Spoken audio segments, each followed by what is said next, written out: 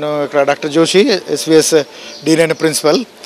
So ఇక్కడ మన SVS medical college and హాస్పిటల్కి అదే 25 years, ఒక 25 సంవత్సరాలు కంప్లీట్ అయింది. దాని ఉద్దేశంలో మన SVS medical college and hospital ఒక వైద్య విజ్ఞాన ప్రదర్శని మెడికల్ ఎగ్జిబిషన్ అరేంజ్ చేసినారు. ఒక ఏర్పాటు నిన్న అయింది. ఒక 4 రోజుకు ఉంటుంది. నిన్న 20th 20 నుంచి 23 వరకే డేట్, సెప్టెంబర్ వరకే ఉంటుంది. దానిలో మన మొత్తం డాక్టర్స్ ఒక 1,100 మంది, ఒక 1000 డాక్టర్స్ కలిసి ఒక 25 డిపార్ట్మెంట్స్, 25 విభాగాలు ఉన్నాయి. ప్రతి విభాగాలకి ఒక 30-35 మినిమం 50 ఎగ్జిబిట్స్ ఐటమ్స్ ఉన్నాయి. సో ఇది చాలా స్టూడెంట్స్కి, ఎస్పెషల్గా విద్యార్థి వాళ్ళకి, ఎస్పెషల్గా బైపీసీ చదివిన వాళ్ళకి. సో మనం 10th 8th నుంచి వాళ్ళకి అదే కావాలంటే అది అవేర్నెస్, అవగాహన ఉంటుంది సైన్స్ క్యారియర్ గురించి. ఇక్కడ మెడికల్, డెంటల్, నర్సింగ్, పారామెడికల్, ఇంకా రీసెర్చ్, ఇంకా అదే ఐపీఆర్, అదే అన్ని విషయం గురించి ఇక్కడ ఎగ్జిబిషన్లో అవగాహన ఉంది. సో వాళ్ళు ఒక్కసారి ఇక్కడ లోపలికి వస్తే, మా ఎస్విఎస్ కాలేజ్ లోపలికి వస్తే బయట పోవడానికి ఒక 3 గంటలు పడుతుంది. అంతా అది ఒక 1200 ఎగ్జిబిట్స్ ఉన్నాయి. సో స్టాల్స్ 1200 ఉన్నాయి. 25 డిపార్ట్మెంట్స్ ఉన్నాయి. అందులో చూపొచ్చు మీరు అన్ని డిపార్ట్మెంట్స్ గురించి. అది చాలా విస్తృతంగా అంత ఎక్స్ప్లెనేటరీ ఉంది. సో అంత మెడికల్ యూజీ, పీజీ డాక్టర్స్ అందరు కలిసి అదే తయారు చేసిన వాళ్ళు ఉన్నారు లోపల. సో అందరికీ అదే రిక్వెస్ట్ చేస్తున్నాను, అందరు రావాలి. అది జనరల్ పబ్లిక్ కూడా రావచ్చు, కానీ ఫస్ట్ ప్రిఫరెన్స్ మనకి గవర్నమెంట్ కాలేజ్ స్టూడెంట్స్కి ఇస్తున్నాం. మన మేనేజ్మెంట్ అంత కష్టపడి అంత ఖర్చు పెట్టి అంత చేస్తున్నాడు. సో మొత్తం మహబూబ్నగర్, ఒక కలెక్టర్, నాగర్ కర్నూలు, 4 జిల్లాకి కలెక్టర్స్ గారికి, డిఐ గారికి ఇన్విటేషన్ ఇచ్చినాం, రిక్వెస్ట్ చేసినాం. అందరి నుంచి వాళ్ళు వస్తున్నారు. నిన్న ఒక 2000+ స్టూడెంట్స్ వస్తున్నారు. ఈరోజు 5000 స్టూడెంట్స్కి అదే మనం ఎక్స్పెక్ట్ చేస్తున్నాను. Conducted the 2 times here, 2012, 2014. This time, 3rd time I think. So medical exhibition purpose is the educates the school students. So interest రావటం కోసము. సో కొంతమంది పిల్లలకి ఏంటంటే సో మెడికల్ ఫీల్డ్ తెలియదు, సో ఆర్గన్స్ తెలియదు, స్టొమక్ ఎలా ఉంటుందో తెలియదు, ఏ పార్ట్స్ ఆర్గన్స్ తెలియదు.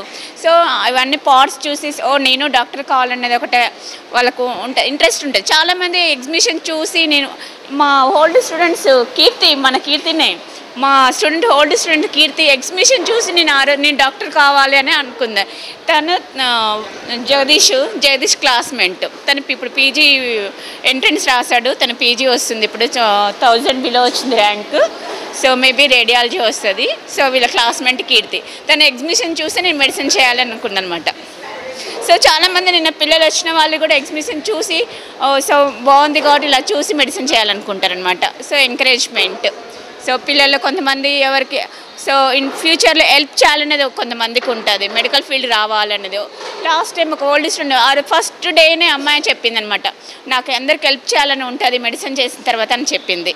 తర్వాత తెలియదు, బట్ అలా కొంతమంది చాలామందికి ఉంటుంది. సో సాటిస్ఫాక్షన్ ఉంటుంది డాక్టర్ అన్నది ఫీలింగ్. ఓకే, సాలరీ తీసుకున్నా, వర్క్ చేస్తున్నా కూడా సంతృప్తిగా అనిపిస్తుంది అనమాట. అసలు ఏ పని చేసినా కూడా ఈ పనిలో మాత్రము సాటిస్ఫాక్షన్ ఉంటుంది. Theme is the organ donation. ఒక బ్రెయిన్ డెత్ ఆర్గాన్స్ డొనేట్ చేసిన తర్వాత ఒకరు చనిపోయి ఒక 8 మెంబర్స్కి లైఫ్ ఇస్తారనమాట. అదొక థీమ్. ఏంటంటే వరకట్నం తీసుకోవద్దనమాట. చిన్నపిల్లలప్పుడు పెళ్లి చేసి చదువు అనేది ఉండదు వాళ్ళ ఊర్లల్లో, ఎడ్యుకేషన్ ఉండదు. And male and female difference చూపిస్తూ ఉంటారు చాలామంది. అలా మేల్ ఫీమేల్ అని చూపించకూడదు. చాలామంది ఫీమేలే ఎక్కువ చదువుతున్నారు ఇప్పుడు అసలుకి. అలా అందుకోసమనే అదొక థీమ్. అసలు this theme is the cranial nerves అనమాట. క్రేనియల్ నర్వ్స్ అంటే ఒక్కొక్క నెర్వ్ ఒక్కొక్క పార్ట్కి ఇట్లా సప్లై చేస్తున్నట్టు అదొకటి. ఒక మనిషి మన ముందర కళ్ళు తిరిగి లేదా గుండె నొప్పితో పడిపోతే అప్పుడు ఆ టైంలో మనకి ఏం చేయాలో తెలియదు. అప్పుడు ఈ సిపిఆర్ అనేది ఒక ప్రొసీజర్. ఆ సిపిఆర్ ప్రొసీజర్ వల్ల మనం ఆ మనిషిని కాపాడొచ్చు ఆ మనిషిని. ఎలా అంటే ఫస్ట్ మనం పేషెంట్ లేచున్నారా, రెస్పాన్స్ ఏమన్నా ఉందా అనేది చూడాలి. ఒకవేళ రెస్పాన్స్ ఏం లేకుంటే ఎమర్జెన్సీకి కాల్ చేయాలి, అంబులెన్స్ వచ్చే వరకు మనం ఈ సిపిఆర్ చేయడం వల్ల మనిషి బ్రతికే ఛాన్సెస్ ఉన్నాయి.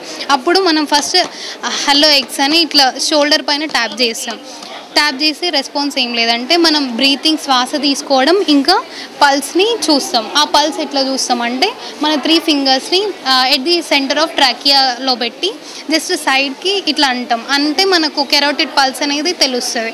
బ్రీతింగ్ ఎట్లా, అబ్డామిన్ని మన స్టమక్ దగ్గర చూస్తే మనకు ఇన్హలేషన్ ఎక్సలేషన్ అనేది తెలుస్తుంది. దానివల్ల మనం చూడొచ్చు.